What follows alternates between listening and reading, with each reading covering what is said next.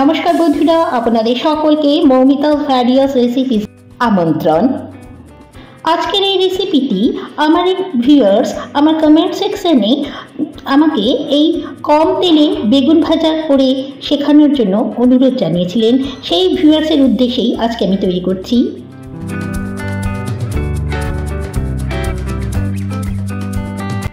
বেগুন ভাজা করার জন্য আমি দুটি মাঝারি মাপের বেগুনকে গোল গোল মোটা শেপে কেটে নিয়েছি। তারপরে তাতে পরিমাণ মতো লবণ, হলুদ, লঙ্কা গুঁড়ো দিয়ে সুন্দরভাবে মাখিয়ে কিছুক্ষণের জন্য ম্যারিনেট হতে দিয়েছিলাম।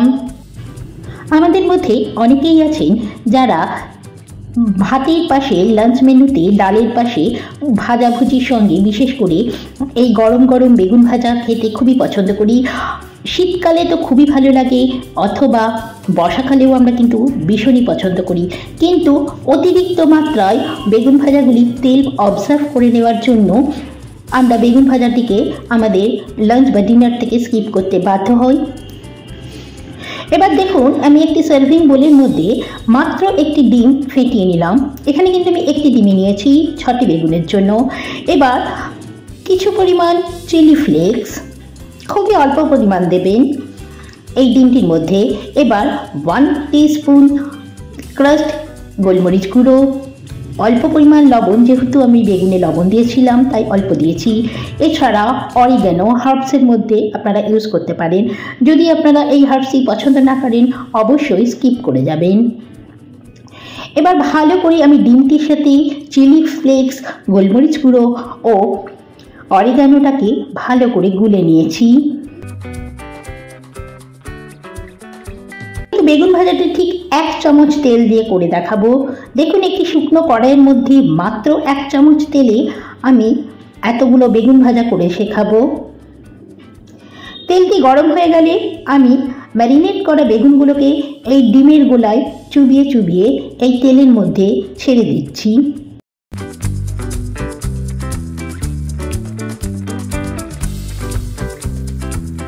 এই একটি ডিমের মধ্যেই কিন্তু অতগুলো বেগুন ভালো করে ডিমের গোলায় চুবিয়ে নেব।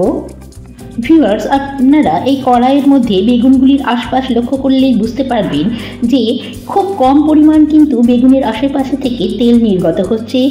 এটা হওয়ার মূল কারণ হলো আমি কিন্তু মাত্র 1 চামচ তেলে বেগুনগুলি ভাজতে দিয়েছি। বেশি পরিমাণ তেল দিলে বেগুনের আশপাশ থেকে কিন্তু বেশি পরিমাণ তেল নির্গত হতো। আমি এই বেগুনটি মিডিয়াম আঁচে 4 মিনিটের জন্য হতে দেব, যার জন্য কড়াইয়ের লিডটা দিয়ে দিলাম।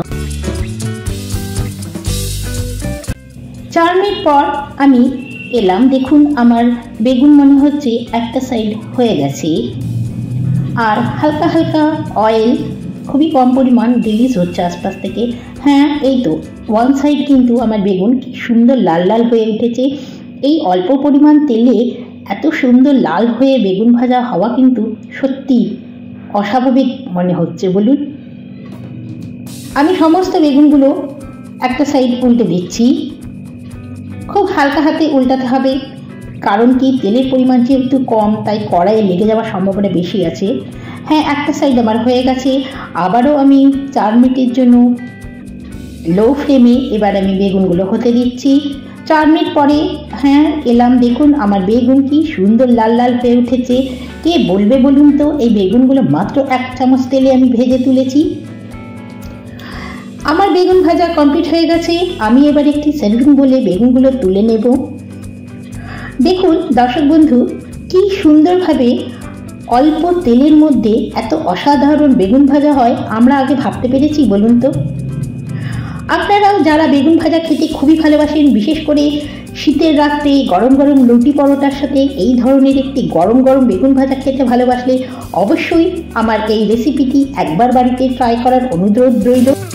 আপনাদের মধ্যে অনেকেই আছেন যারা ডিম পছন্দ করেন না, তারা এই রেসিপিটি ডিমের জায়গায় বেসন দিয়ে করে দেখতে পারেন।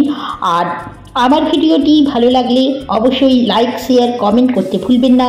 আর আমার চ্যানেলের নতুন বন্ধু হলে অবশ্যই চ্যানেলটি সাবস্ক্রাইব করে পাশে থাকা বেল আইকনটি অন করে দেবেন, তাহলে আমার নিউ ভিডিও আপলোডের নোটিফিকেশন সবার আগে আপনার কাছে পৌঁছে যাবে।